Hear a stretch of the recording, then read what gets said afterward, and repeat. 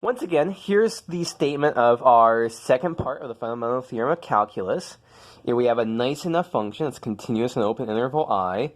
The area function, the integral from some fixed constant at a to x of f of t dt, that's the antiderivative of f on our interval, which means a prime of x is equal to f of x. An equivalent formulation of this statement up here is this nice succinct statement. The derivative with respect to x of this expression is just f of x. So let's just explore some consequences of this a little bit. So let me present three functions here. f1 of x is x squared. f2 of x is cosine x. And f3 of x is the cube root of 1 plus cosine x. So what the previous slide tells us is that we can find antiderivatives for each one of these. Let's call them capital A1 of x. Let's call it capital A2 of x. Let's call it capital A3 of x. In each one of these three cases, all we have to do is do the integral from some constant, let's just pick 0 to x, of t squared dt. All we have to do is do the integral from 0 to x of plug in t here for x, cosine t dt. All we have to do here is the integral from 0 to x of the cube root of 1 plus cosine x. Oh, sorry, that should be a t there, dt. How to find antiderivative of a function is just this definite integral between 0 and x of plug in t and for x in your function. That does the trick.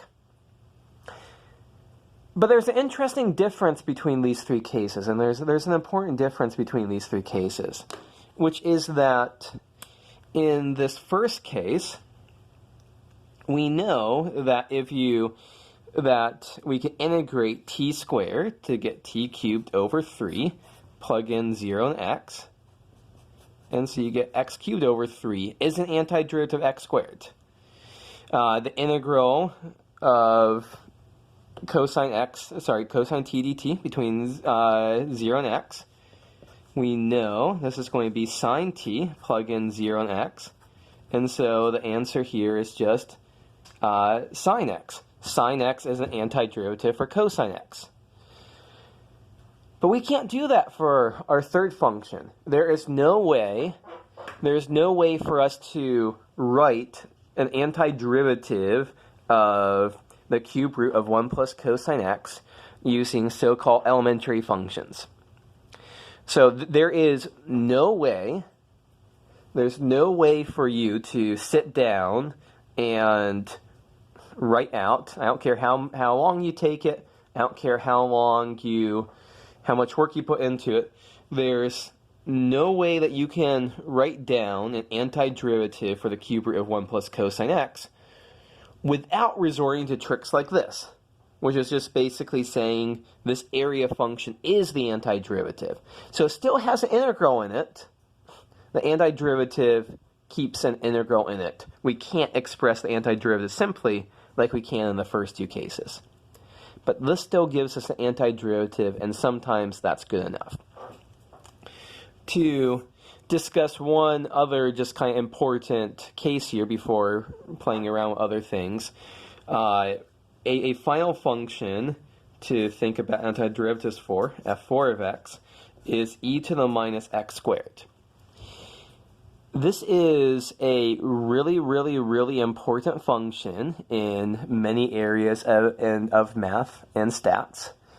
However, once again, to kind of emphasize the point, if you look at this integral here, the antiderivative of this function, there's no way that you can express this with elementary functions.